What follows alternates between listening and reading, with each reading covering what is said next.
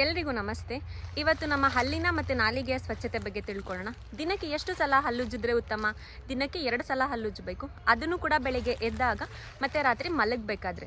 ಅದು ಯಾವ ಟೈಮಲ್ಲಿ ಅಂತ ಹೇಳಿದ್ರೆ, ನೀವು ಊಟ ಮಾಡಿದ ತಕ್ಷಣ ರಾತ್ರಿ ಹಲ್ಲುಜ್ಜೋದಲ್ಲ, ಮಲಗಬೇಕಾದ್ರೆ. ಅಂತ ಹೇಳಿದ್ರೆ, ಈಗ ನೀವೇನೋ ತಿನ್ನಲ್ಲ, ನಾನು ಸಾಕು ಊಟ ಮಾಡಿದ್ದೆ ಅಂತ ಹೇಳಿದ್ರೆ, ಊಟ ಆದ ತಕ್ಷಣ ಅರ್ಧ ಗಂಟೆ 1 ಅವರಿಗೆಲ್ಲ ಹಲ್ಲುಜ್ಬೋದು. ಇಲ್ಲ ನಾನು ಮತ್ತೆ ತಿಂತೀನಿ ಅಂತ ಹೇಳಿದ್ರೆ, ಒಂದು ರಾತ್ರಿ ಮಲಗಬೇಕಾದ್ರೆ ಹಲ್ಲುಜ್ಜಬೇಕು. ಏನಕ್ಕೆ ರಾತ್ರಿ ಹಲ್ಲುಜ್ಜೋದ್ರಿಂದ ಏನು ಉಪಯೋಗ? ಇವಾಗ ಪ್ರಾಕ್ಟಿಕಲಿ ಥಿಂಕ್ ಮಾಡಿ. ಹಲ್ಲುಜ್ಜಿಲ್ಲ ಹಾಗೆ ಮಲ್ಕೋತೀರಾ ಅಂತ ಹೇಳಿದ್ರೆ, ನೀವು ರಾತ್ರಿ ಏನು ಆಹಾರ ಸೇವನೆ ಮಾಡಿರ್ತೀರಲ್ಲ, ಅದೇನಾಗುತ್ತೆ ಅಲ್ಲಿಗೆಲ್ಲ ಅಂಟ್ಕೊಂಡಿರುತ್ತೆ. ಇದರಿಂದ ಏನಾಗುತ್ತೆ, ಚಿಕ್ಕ ಚಿಕ್ಕ ಜೀವಕೋಶ ಅಲ್ಲಲ್ಲೇ ಬೆಳೆಯೋಕ್ಕೆ ಸ್ಟಾರ್ಟ್ ಆಗುತ್ತೆ. ಇದರಿಂದನೇ ಹಲ್ಲು ಅತಿ ಬೇಗ ಹುಳುಕಾಗುತ್ತೆ, ಹಲ್ಲನ್ನ ತಗ್ಸೋ ಸಂದರ್ಭನೂ ಬರುತ್ತೆ.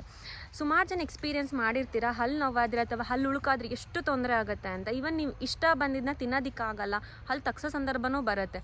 ಅದು ನೋವನ್ನು ಅನುಭವಿಸೋರಿಗೆ ಗೊತ್ತು. ಅದರಿಂದ ಆದಷ್ಟು ಹಲ್ಲನ್ನ ಸ್ವಚ್ಛವಾಗಿಟ್ಕೊ. ಹಲ್ಲಿನ ಸ್ವಚ್ಛತೆ ಸಾಕಿತ್ತಪ್ಪ, ಏನಕ್ಕೆ ನಾಲಿಗೆ ಏನಕ್ಕೆ ಕ್ಲೀನ್ ಮಾಡಬೇಕು? ಈ ಪ್ರಶ್ನೆ ಎಲ್ರಿಗೂ ಇದ್ದೇ ಇರುತ್ತೆ ಅಲ್ಲ. ನೀವು ಬರೀ ಹಲ್ಲು ಕ್ಲೀನ್ ಮಾಡಿದ್ರೆ ನಾಲಿಗೆಲ್ಲೂ ಕೂಡ ಸುಮಾರು ಕ್ರಿಮಿ ಬ್ಯಾಕ್ಟೀರಿಯಾ ಏನೇನಿದೆ, ಸಣ್ಣ ಜೀವಕೋಶ ಏನಿದೆ, ಅದನ್ನು ಕೂಡ ಅದಕ್ಕೆ ಅಂಟ್ಕೊಂಡಿರುತ್ತೆ.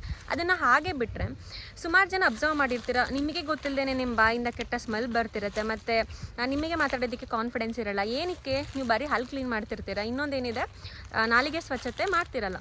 ಯಾವಾಗ ಕ್ಲೀನ್ ಮಾಡೋದು ನಾಲಿಗೆನ? ಬೆಳಿಗ್ಗೆ ಇದ್ದು ಹಲ್ಲು ಉಜ್ಜಿದ ಮೇಲೆ ಬಾಯಿನ ಒಂದ್ಸಲ ಮುಕ್ಕಳಿಸಿ, ಅದಾದಮೇಲೆ ನಾಲಿಗೆ ಸ್ವಚ್ಛ ಮಾಡಿ. ನಾಲಿಗೆ ಸ್ವಚ್ಛ ಮಾಡೋದಕ್ಕೆ ಬೇಸಿಕಲಿ ಸುಮಾರು ಜನ ಕೈಯಲ್ಲೇ ಮಾಡ್ತಿರ್ತೀರ. ತಪ್ಪಂತ ಹೇಳಲ್ಲ, ಕೈಯಲ್ಲಿ ಮಾಡ್ಬೋದು. ಎಷ್ಟು ಫಿಂಗರ್ ಒಳಗಡೆ ಹಾಕಿ ಕ್ಲೀನ್ ಮಾಡಬೇಕದೇನೂ ಗೊತ್ತಿರಲ್ಲ. ಬೆಟರ್ ಇದನ್ನು ಟಂಗ್ ಸ್ಕ್ರೇಪರ್ ಅಂತ ಕರೀತಾರೆ. ಓಕೆನಾ? ಗೊತ್ತಾಗ್ತಿದೆ ಅಲ್ಲ? ಸೊ ಇದು ಸ್ಟೇನ್ಲೆಸ್ ಸ್ಟೀಲ್. ಇದು ಹೇಗಿದೆ ಕರೆಕ್ಟಾಗಿ ಅಬ್ಸರ್ವ್ ಮಾಡಿ. ಒಂದು 10 ಮೀಟ್ರಷ್ಟು ಒಂದು ಲಾಂಗ್ ಇದೆ, ಇನ್ನೊಂದು ಕರ್ವ್ ಶೇಪ್ ಇದೆ, ಮತ್ತು ಸ್ಮೂತ್ನಿಂಗ್ ಇದೆ. ಓಕೆನಾ?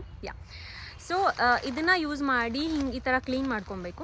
ಇದಾಗಿರ್ಬೋದು. ನಮ್ಮ ಆಯುರ್ವೇದದಲ್ಲಿ ತಾಮ್ರ ಮತ್ತು ಬೆಳ್ಳಿ ಆ ಥರ ಎಲ್ಲ ಹೇಳಿದ್ದಾರೆ.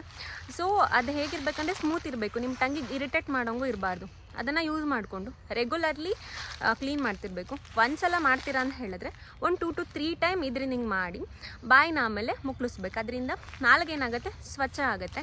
ಇದರಿಂದ ಈಗ ನೀವು ನಾಲಿಗೆ ಮತ್ತು ಹಲ್ಲಿಗೆ ಎರಡನ್ನೂ ನೀಟಾಗಿ ಸ್ವಚ್ಛವಾಗಿ ಕ್ಲೀನ್ ಮಾಡಿದ್ರಿ ಅಂತ ಹೇಳಿದ್ರೆ, ಹಂಗನ್ನ ಸ್ವಚ್ಛ ಮಾಡ್ಕೊಳ್ಳೋದ್ರಿಂದ ನಿಮ್ಮ ಆರೋಗ್ಯ ಕೂಡ ಒಳ್ಳೆಯದು. ನೀವು ತಿಂದಿದ್ದೇನಿದೆ ಅದು ನೀಟಾಗಿ ಒಳ್ಳೆ ಒಂದು ಕ್ಲೀನಾಗಿರೋ ಪೈಪಲ್ಲಿ ಹೇಗೆ ನೀರು ಪಾಸ್ ಆಗುತ್ತೆ, ಸ್ವಚ್ಛ ನೀರು, ಅದೇ ರೀತಿ ನೀಟಾಗಿ ಒಳಗಡೆ ನೀವೇನೇ ತಿಂದಿದ್ದು ಕೂಡ ನೀಟಾಗಿ ಹೋಗುತ್ತೆ.